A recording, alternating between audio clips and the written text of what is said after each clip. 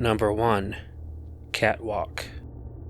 I had a really weird experience with a cat one time. Looking back on it, it is just one of those things that I have a hard time explaining. I tend to walk just about everywhere.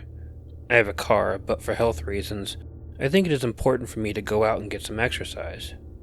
I live only a small ways out of town, and in a relatively safe area, so I will take walks during the day, during the night, whatever. On this particular night, I was not feeling tired at all. I was up late and I heard a notification on my cell phone. My direct deposit had gone through for my paycheck. I decided to go ahead and go to the store. I had been broke for a few days and eating nothing but ramen. So I got up and headed out for the store. Now, I hadn't gone very far when I noticed a kitten across the street from me. The very moment the kitten saw me, it came prancing over to me. This is not the first time I had something like this happen to me. The kitten brought a smile to my face because it had this spunky energy about it. Its tail stuck straight up and it ran over to me. As I walked along, the little cat did its best to keep up with me.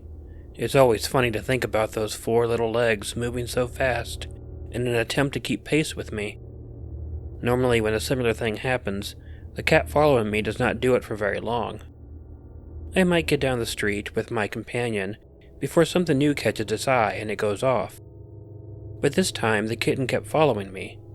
I actually began to worry because even though it was nighttime, I have to cross a highway in order to get where I was going.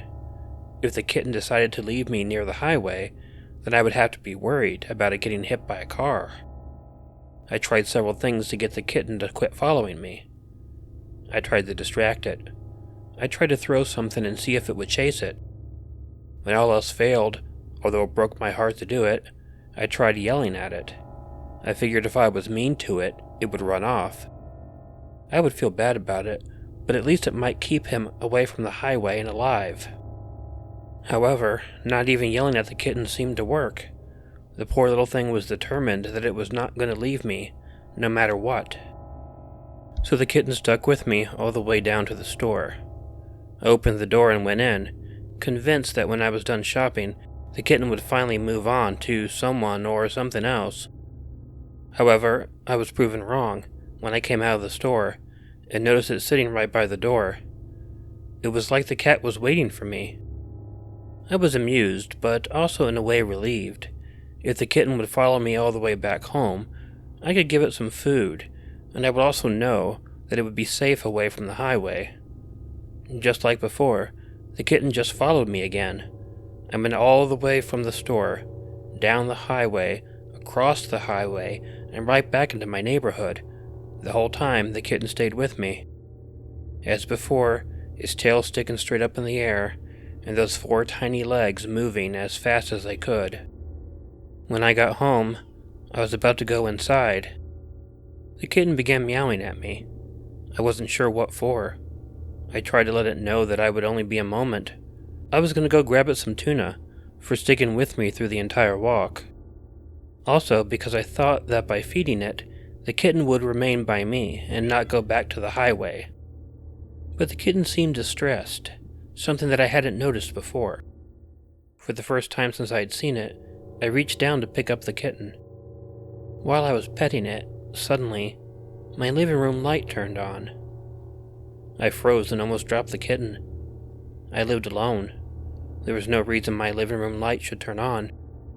Someone had to have broken into my house. Taking the kitten, I ran to the side of the house. I pulled out my cell phone and I called the police. Then I remained by the house until the police showed up. Some person I did not know ran out the back door of the house. The police, however, quickly picked him up. The guy had prior assault and breaking and entering charges. It was weird. I cannot imagine that the little kitten had any idea someone was in my home. But if it had not gotten distressed, I would have gone into my house and most likely would have been attacked. Also, had the kitten not stuck with me the entire time, its distressed meow wouldn't have bothered me so much. Well, needless to tell you, I decided to adopt the kitten as my own. I named him Lion because he protected me from getting hurt, and I can only imagine a lion being the sort of cat that could do that.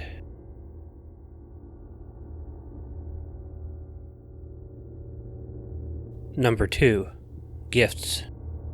Like many Killer Orange Cat fans, I love cats. Not only do I have 4 of my own, but I tend to feed the neighborhood cats as well. So it wasn't much of a surprise when I started finding parts of dead animals on my porch. It started with the back half of a lizard.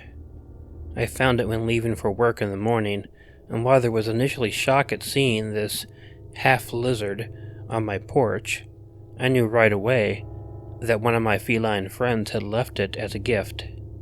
I removed a tissue from my purse and picked it up by the tail, hoping my feline friends didn't see me as I deposited it in the garbage can before getting into my car and searching for the Purell. I didn't really think much of it, and I found nothing else on the porch for another week. Then one morning I woke to find a dead mouse. Thankfully, it wasn't like the lizard, and in fact, I didn't even see that it was bloody. Into the garbage can it went, and I was off to work without another thought. Cats are predators, and when they're left outside like the ones in my neighborhood, they're gonna kill things, and sometimes they give them to their humans. It's like they think we're bad at hunting and they're trying to help. It's both sweet and grisly. So other than being curious as to which cat was leaving me gifts, I didn't really give it much thought at all. Over the next week I was gifted with the other half of a lizard, a mole, and sadly a baby bird. I was beginning to dread opening my door every morning. The little animals made me sad, and I was starting to wish the cat would finish his meals. I even began thinking maybe I should leave less food out, so the cats would be hungry enough to eat their kills. It was around the time that I was thinking this, when I opened my door to find a dead bird. That wasn't like the others. To my horror, its head was crushed. I had began leaving the house with tissues ready, and I quickly shrouded this bird in them and dumped it in the garbage. The image was burned into my eyes, and I spent my ride to work wondering if a cat could do that to a bird. I convinced myself that bird bones were just really fragile, and cats have strong jaws, so there was nothing strange about this bird. Not 2 days later, I was greeted with the most disgusting gift yet, a chipmunk with its belly torn open. I even had to pick up some insides off the porch. I threw up after throwing this one out, and by the time I got home from work, I had decided to stop feeding the neighborhood cats. I felt really guilty about it, but I knew that most of the cats had homes and were just getting fed regularly anyways. They were just coming to me for something extra. Obviously, whatever cat was leaving gifts was perfectly capable of getting his own food, and I simply could not deal with any more dead animals on my porch. At first, it seemed to work. I went 2 weeks without a gift, and then one morning I opened the door to the truth. This wasn't a cat. This had never been a cat. I knew this because a cat could never have done what I found on my porch. It was a squirrel.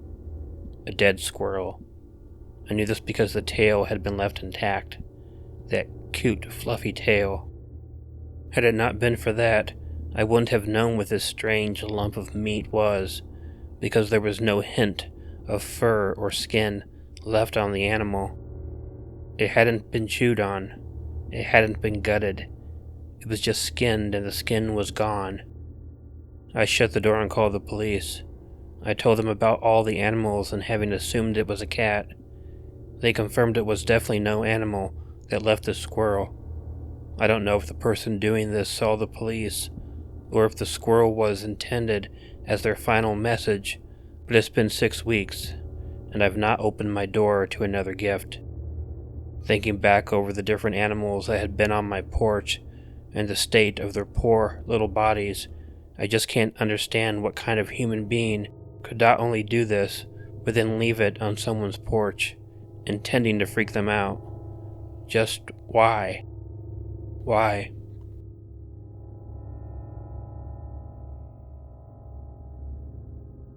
Number 3. Intruder. I have a black cat that I love to death. She has been getting on in the years, but she still has a little bit of pep in her step when she needs it. Black cats get a pretty bad rap in the world. I mean, everyone knows that a black cat crossing your path is a superstition that you'll have bad luck. Hell, even here in Chicago, people blame the collapse of the Chicago Cubs one season on a black cat walking across Wrigley Field. But black cats actually get a lot of hate from other people, and that sometimes includes people who own cats. They have a reputation for being evil, being devils, and this causes a lot of black cats to end up homeless, and it's pretty sad. I, on the other hand, adore black cats. I have had a few throughout my life. When my current black cat, Whitey, and yes, I gave her an ironic name, goes up to cat heaven, I will most likely get myself another black cat. But my scary story does involve my cat. But I had to get all that evil nonsense out of the way before mentioning it, though. She does have one scary feature that all black cats do happen to have, though. They disappear better in the dark than any other cats can do. I don't really have a lead-in for this story other than that. I do have some motion detection cameras in my house, though. I had a break-in years ago, and ever since then, I needed some security measures in my house. I did have an alarm, but it had developed problems over the years, and I never set it when I was in the house. I was sleeping, and suddenly I was woken by two noises happening at the same time. The first was the unmistakable sound of my cat Whitey, screeching like a freaking banshee. The second was the sound of a human being, in super obvious pain. I immediately knew that someone must have broken into my house. I live alone, so I should never hear a person in my house in the middle of the night. I grabbed my phone and immediately called the police. Well, the police got there, and the intruder had already left, but they caught up to him pretty quickly. Whitey was in the house, and she had a small limp, though fortunately none of her bones were broken. So what happened? Well, the security camera revealed that. A man broke into my home. He wasn't using a flashlight, just relying on his own vision, and I had seen him in several rooms, and he was in my living room. There was a jewelry box next to the chair that I always sit in. The man walked over to the chair and reached for the box, seemingly appearing out of thin air, but really just shaded by the darkness around the chair. Whitey jumped out of my chair with a vicious scream. It was hard to tell, but we realized when the man was arrested that Whitey had bit right into the flesh between the man's thumb and index finger, and she bit all the way through. The man had to shake the hell out of his hand over and over to finally get Whitey off him. She hit the wall, which is how she got hurt. But she also immediately got back up, and that is when the man fled the house. Whitey healed up just fine, and the intruder spent about 3 months in jail. I don't expect he will ever come back. Hey all, Killer Orange Cat here. You know how occasionally I will pass along a GoFundMe in order to help somebody to get it shared on social media? This is for a friend of mine who is trying to make a cartoon series and needs some funding to do it. I told him I would include the link to his GoFundMe in this video and asked to pass it along on social media if you can. Thank you. If you like this video, please let me know by hitting the like button. If you're not already subscribed to Killer Orange Cat, please feel free to hit the subscribe button and bell below, or wait for the icon of Ichigo the cat that will appear at the end of the closing. Leave me a comment to let me know what you thought of the video, and share it with someone you think might enjoy it. If you have an original story you like narrated on Killer Orange Cat, please mail it to the address included in the description. But most importantly, please don't forget to make sure to check in your closet and check under your bed, because you never know where a Killer Orange Cat might be hiding. Good night.